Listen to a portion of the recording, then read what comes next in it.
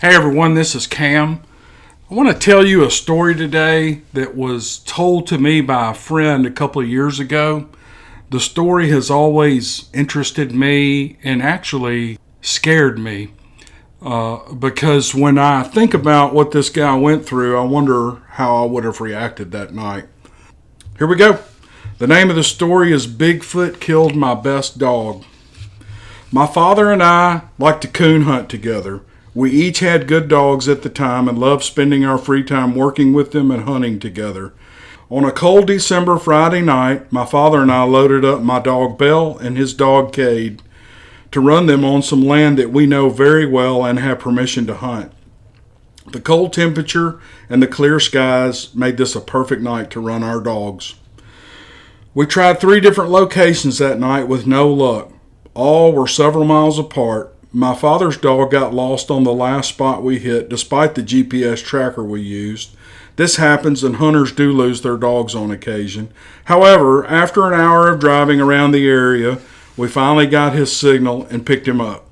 Disappointed and ready to give up for the night, my father suggested we try a spot about 50 miles away. A friend had told him they had had good luck in this area and he had always wanted to hunt it. Neither of us had to be back at work until Monday, so it did not matter how late we stayed out that night. It was now around 1 a.m. The place we were going to try was a section of timber inside the Holly Springs National Forest in North Mississippi that had not been cut in several years. It was great habitat for wildlife. He was not sure exactly where to go, but he remembered his friend had told him about an old cemetery and roughly what section of the county that these woods were located. We headed in that direction. It was an hour drive. I was already tired from the night and I slumped down in the passenger seat and fell asleep. It seemed like just a minute and my dad punched me in the leg and said, "Get out." I practically fell out of the door and the cold night air woke me instantly. Moving around to the bed of the truck, I noticed we really were parked in an old cemetery. It felt creepy to me. The moon was bright and I could see every headstone. I mentioned to my dad that this felt kind of weird. He just laughed and opened the tailgate. Before we let the tailgate down, Belle started barking from the dog box. This was unusual. She had already picked up a scent from her box. We let her out and I clipped a leash on her. Dad said, "They already have a scent. Turn her loose." Belle was gone almost before I could get her unclipped. My father's dog followed about 10 yards behind her. They started sounding off right away and running wide open straight through the cemetery and off into the woods. In our haste, neither of us turned on the GPS beacons on either of the collars, but that was okay because the dogs were just 100 yards away by now and we could hear them clearly. Knowing they were on a track, my father and I tore off into the woods behind them to keep the distance at a minimum. I could hear Belle clearly and she was having a blast. She was born to do only this job and I loved hearing the sounds she made while on a raccoon track. Suddenly, the barking stopped, like someone had hit the off switch. There was total silence ahead of us. We stopped and listened. Breathing heavy from the slow jog we were at, I asked my dad what he thought had happened. He always knew. He had hunted raccoons with dogs forever. His response was, "I don't know, but let's just listen a minute." Then there was a loud yelp from one of the dogs straight in front of us, maybe 50 yards out. Then another yelp. Then total silence again. We headed in that direction. As we approached the area, I heard something moving in the trees above us. Nothing moved in the trees at night like this. I stopped and held my hand up to stop my dad, who was a few steps behind me. "Do you hear that?" I asked. "Yeah, there's something moving above us," he said, and we both stared into the tree canopy above, shining our headlights around. Leaves were falling from trees ahead of us. Treetops were bending and cracking. Then the most violent and terrifying sound I had ever heard bellowed from the trees above.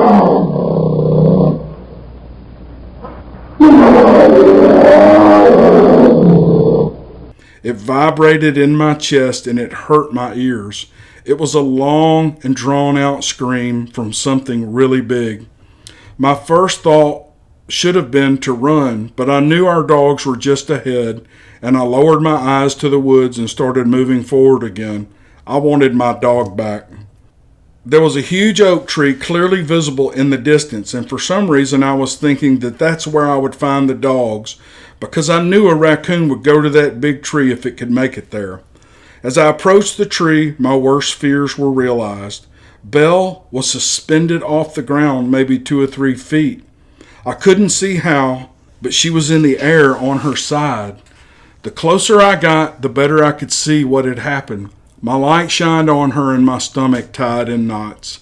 Belle was impaled on a 2 or 3 inch sapling. Her head and rear hung lifeless. Blood was all around her. I made it to her hoping this wasn't real. When I got there, it was all too real. She was dead. Her long ears covered her face and her eyes as her head hung almost to the ground. My father ran up behind me, looked at Belle and said, "We got to get out of here, now." I just stood there looking at my dog. Dad shook me and said the words again. "Let's go. We got to get out of here. Come on."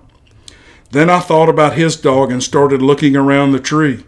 "What are you looking for?" he screamed. "Where is Cade?" He grabbed my face in his hand so that I would look him straight in the eyes. "Don't worry about that dog. We have got to go now." "I have to find that dog, Dad." "You're crazy," was all I heard, and we both started scanning the forest floor. I found Cade on the other side of the tree. I thought he was dead, but when I ran up to him, I could see that he was breathing. I didn't see any blood or damage to his body. I grabbed his collar, but he would not move. He was laying flat to the ground. I pulled again, and nothing. I reached down to pick his 50-pound dog up, and he felt like a rock. Every muscle in his body was locked into place. With Cade over my shoulder, I yelled to my father a few feet away, "I got him, let's go." As we moved back past the big tree and toward the cemetery, that thing above us screamed again.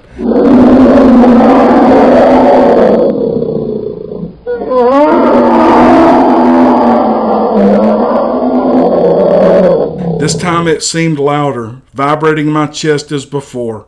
I felt like it was kicking the breath out of me. I knew whatever it was could kill us in a heartbeat, so we started running full out. The trees moved above us and the branches cracked and hit the ground all around us on the way to the cemetery. I knew at any minute that this thing was going to drop out of the trees and really do some damage on us, just like he had Belle. It seemed like forever, but we made it to the truck. I threw Cade in the front seat with us, and we backed out the gravel parking lot and got out of those woods. After 30 minutes and some heat in the cab of the truck, Cade started to move. I looked him over, and he did not have a scratch on him. My father asked if the dog was okay. I said that he looked good, but he was scared. Those were the only words spoken all the way home. My father dropped me off in my driveway. The sun was making the eastern sky a very light blue. It would be daylight soon. My father looked at me across the seat and said, "I don't want to talk about this after today, so if you have anything to say, say it now." "Do you know what that thing was, Dad?" "I don't," was his reply. "What about Belle?" "She's gone, son. There's nothing you can do about that." "Okay, well, we won't talk about it then if that's what you want." "All right, I'm heading to the diner to get some breakfast. Go inside and love on your kids." I shut the passenger door and watched his taillights fade into the distance. I took his advice and went inside and loved on my wife and kids all morning. A few weeks later, I decided to tell a friend at work what had happened during our lunch break. He just looked at me like I was crazy, but he did seem to understand in some weird way. Then he pulled out a smartphone and started pulling up videos from the internet. He started playing sounds of Bigfoot that had been published throughout the years. Half of them didn't sound like anything I had heard, and while a few were similar, still nothing really registered.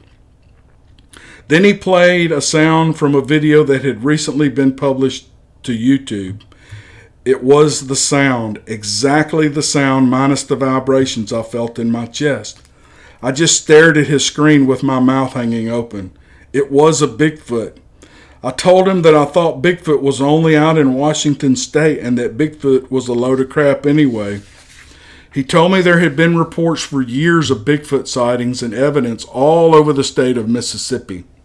I asked him to send me the link to the video. After work, I drove straight to my father's house. As I walked to the back door that we always used, I saw Cade in his kennel.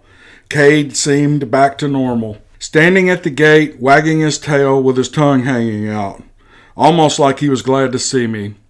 He looked like he was doing better than I had done over the last 2 weeks. I sat at the kitchen table with my dad and played the video. His eyes perked up and he immediately said, "Did you have a recorder on you that night and record that monster?" I said, "No, Dad.